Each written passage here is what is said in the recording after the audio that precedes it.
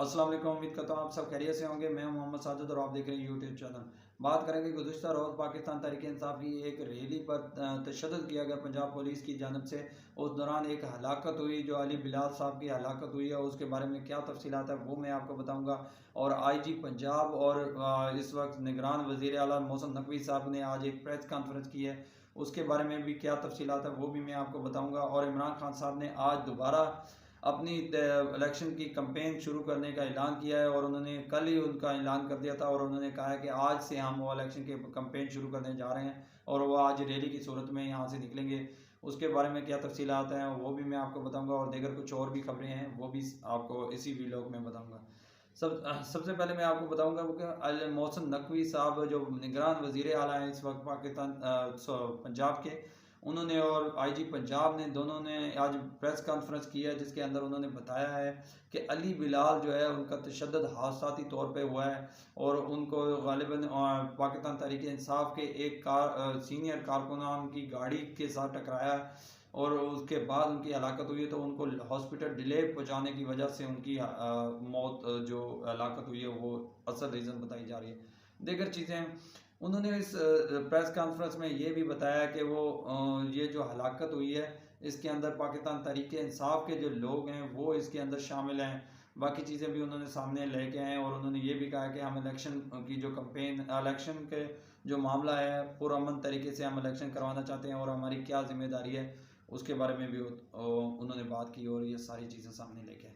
लेकिन वहाँ पे बहुत सारे सवालात भी खड़े हुए हैं कि किस तरह से ये बयानिया बदला जा रहा है कि गुज़िश्ता रोज़ जिस तरह इमरान खान साहब पे एक FIR कर दी गई, आर्टिकल दिफा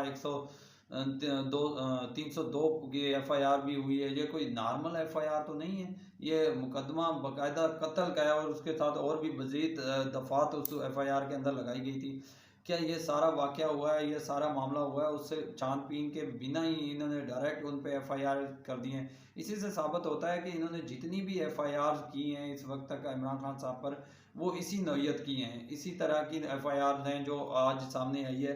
और उसके बाद उन्होंने इतराफ़ किया है और कि हमने ये FIR जो है हमें गालिबन उस वक्त ऐसा लग रहा था जिस तरह के वहाँ पे पथराव हो रहे हैं, दीगर चीज़ें हो रही हैं, लोगों की लाठी चार्ज कर रहे हैं पुलिस एहलकार पर, तो उसकी वजह से हमें ये FIR कर दी है। लेकिन ये हकीकत से बिल्कुल बरअक्स है। दूसरी तरफ आप अगर देखें कि पाकिस्तान तहरीक इंसाफ की उस दिन जब एहतजाजन रैली निकली, तो उसके ऊपर जो तशद्दुद किया गया उनकी तरफ से तो कोई लाठी चार्ज नहीं किया गया किसी पुलिस ऑफिसर को, या किसी को ऐसे इसी तरह हमने मारते हुए देखा।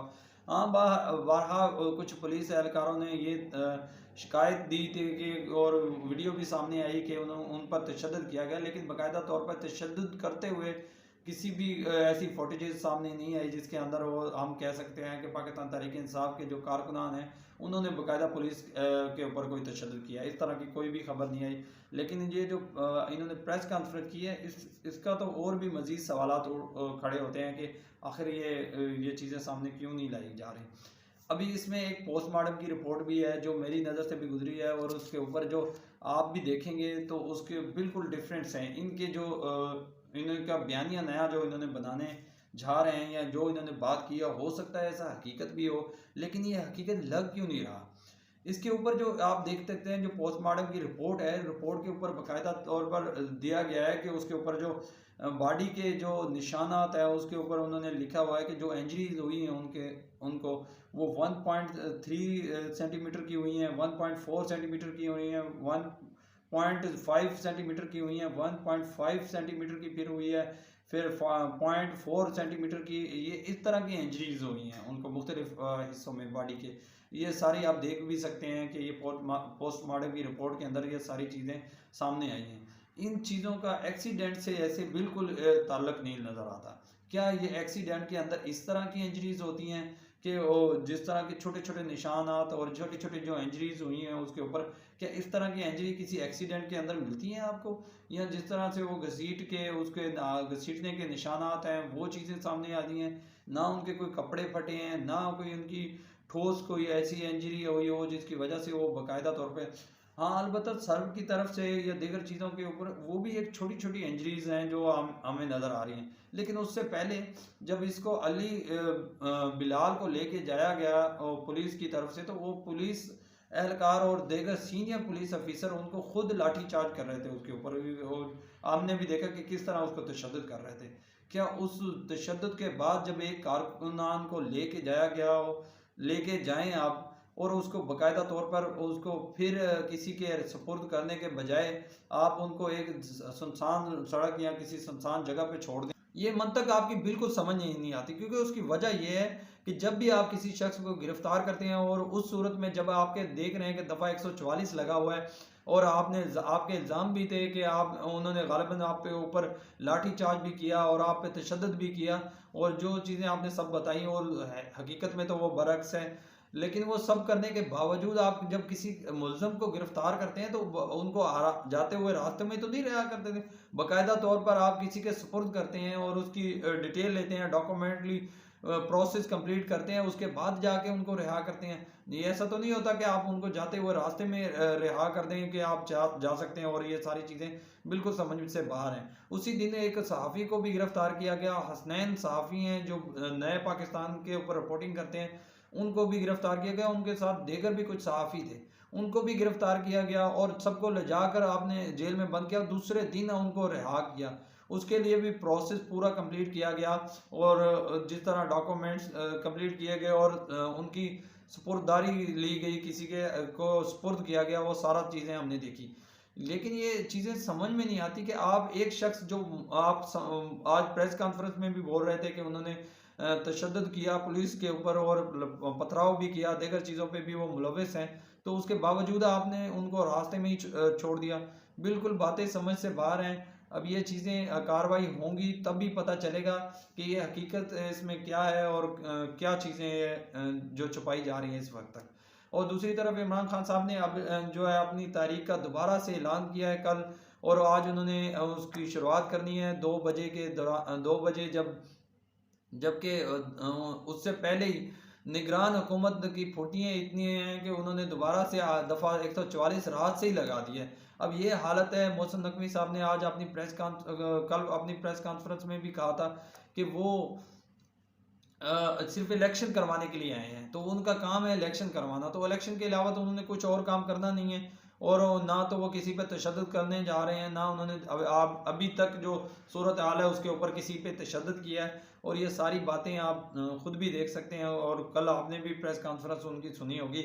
ये सूरत हाल है और इसके बावजूद ये कहते हैं कि पुरअमन इलेक्शन करवाएंगे। जिस वक्त जब एक पार्टी को आप आज़ादाना उनको सपोर्ट भी प्रोटोकॉल भी दे रहे हैं, दीगर चीज़ों भी मुहैया कर रहे हैं, दूसरी तरफ हम देखते हैं कि जब भी पाकिस्तान तहरीक इंसाफ की जमात इलेक्शन की कैंपेन शुरू करने जाती है तो दफ़ा 144 लगा दिया जाता है। तो जो भी महज़ब कौमें होती हैं वो उनके अंदर आइन और कानून के मुताबिक हर काम किया जाता है। लेकिन इस वक्त जो निगरान हुकूमत है, इनका बिल्कुल रवैया नहीं है कि इस तरह से इलेक्शन करवाना है या इनको आज़ादाना तरीके से इलेक्शन करवाना या गैर जानबदारी के साथ इलेक्शन करवाना। उनका कोई इस तरह का रवैया नहीं नज़र आ रहा। गुज़िश्ता तो रोज़ आमिर मीर जो है वो काशिफ अब्बासी के साथ इंटरव्यू के अंदर जब बातें कर रहे थे, उससे कतई ऐसे नहीं लग रहा था कि कोई निगरान तर्जमान है।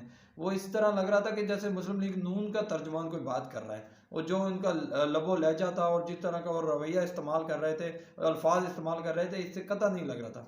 दूसरी तरफ मरीम नवाज साहबा ने गुज़िश्ता रोज़ अपने एक इंटरव्यू में कहा था कि वो गालिबन तहरीक इंसाफ के जो लोग हैं वो शमूलियत के लिए मिन्नतें कर रहे हैं मुस्लिम लीग नून की।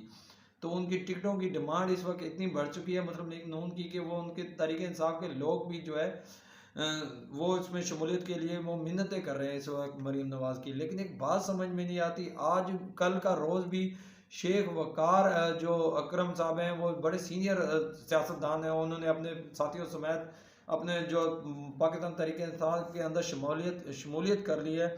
और उसके बाद जो मुस्तफ़ा नवाज़ खोखर साहब का भी नाम आ रहा है कि गालिबन वो भी शमूलियत करने जा रहे हैं, इस तरह की खबरें भी सामने आ रही हैं। मिफ्ता इसमाइल साहब के बारे में भी आ रहा है, हालांकि उन्होंने पहले से ही इस बारे में कह दिया है कि अगर वो पार्टी में रहेंगे तो वो मुस्लिम लीग नून में ही रहेंगे, आगे किसी और पार्टी में ज्वाइन नहीं करेंगे। अब आगे देखते हैं कि क्या होगा। बहरहाल इस वक्त मुस्लिम लीग नून का जो बयानिया है वो बड़ा ज़बरदस्त जा रहा है। वो जब भी कोई जलसा करते हैं तो जलसा इतना बड़ा हो जाता है कि उनको फिर वर्कर कन्वेंशन का नाम देना पड़ता है। वो इतने इतने बड़े जलसे इस वक्त कर रही हैं, वो मैं भी हैरान हो जाता हूँ कि इतनी आवाम वो कैसे निकाल के ले आती हैं। तो वो बहुत लोग जो उनके जानशीन हैं और जो लोग मुस्लिम लीग नून के इस वक्त वो बड़ी तादाद में निकल रहे हैं, तो इस वक्त पार्टी की भी हो सकता है डिमांड इतनी हो। बाकी मेरी भी दुआ है कि आज का जो एहतजाज है मुस्लिम लीग नून पाकिस्तान तहरीक इंसाफ का, वो पुरअमन रहे और निगरान हुकूमत अपना रवैया सही करे, ताकि इन सारी जमातों के साथ जो गैर जानबदारी के साथ उनके साथ रवैया रखे, ताकि लोगों को कंपेन में मुश्किलात ना हो। इन जमातों के साथ जो है रवादारी साबित करे। बाकी चीज़ें हम आप सब देखेंगे। आप सब अपना ख्याल रखिएगा। अल्लाह हाफिज़।